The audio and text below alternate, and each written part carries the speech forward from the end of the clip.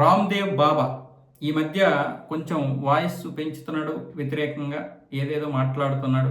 ముఖ్యంగా వ్యక్తిగత విషయాలకు కూడా వెళ్తున్నాడు. రామ్దేవ్ బాబా కంగనా రనౌత్ గురించి మాట్లాడాడు.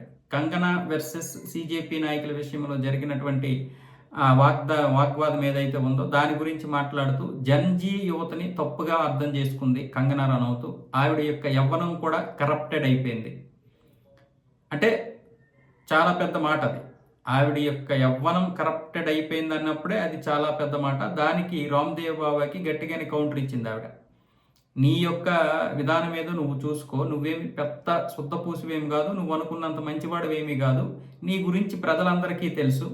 నా బెడ్రూమ్ గురించి, నా వ్యక్తిగత విషయం గురించి మాట్లాడే హక్కు నీకు లేదు, అంత అవసరము నీకు లేదు. అలాగే నీ గురించి కూడా ప్రజలందరికీ తెలుసు, ఆ విషయాలు నేను త్వరలోనే బయట పెడతాను అన్న విధంగా ఈవిడ కూడా మాట్లాడుతుంది. అయితే ఏదైనా సరే రాజకీయాల్లో ఒకరికి నచ్చొచ్చు, నచ్చకపోవచ్చు. ఇప్పటి వరకు బీజేపీని మెచ్చుకున్నటువంటి రామ్దేవ్ బాబా ఇప్పుడు ఆయనకి నచ్చకపోవడానికి లోపల బిజినెస్ పరంగా ఏవో కారణాలు ఉంటాయి. ఇప్పటి వరకు బీజేపీకి నచ్చినటువంటి రామ్దేవ్ బాబా ఇప్పుడు నచ్చకపోవడానికి అనేక కారణాలు ఉంటాయి.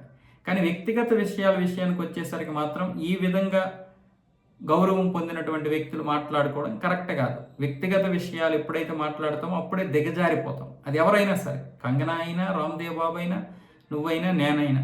కాబట్టి వ్యక్తిగత విషయాలకు మాత్రం రావద్దు.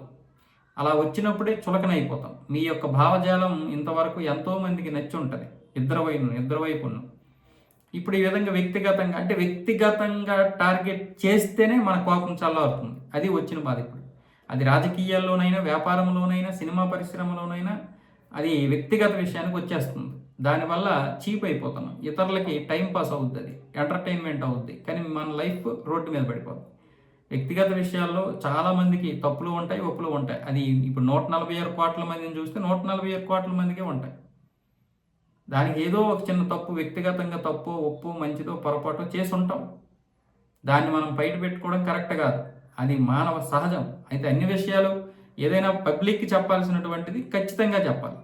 ఇది తప్పు చేశాడంటే ఖచ్చితంగా చెప్పాలి. కానీ వ్యక్తిగత విషయాల జోలికి వెళ్ళకూడదు.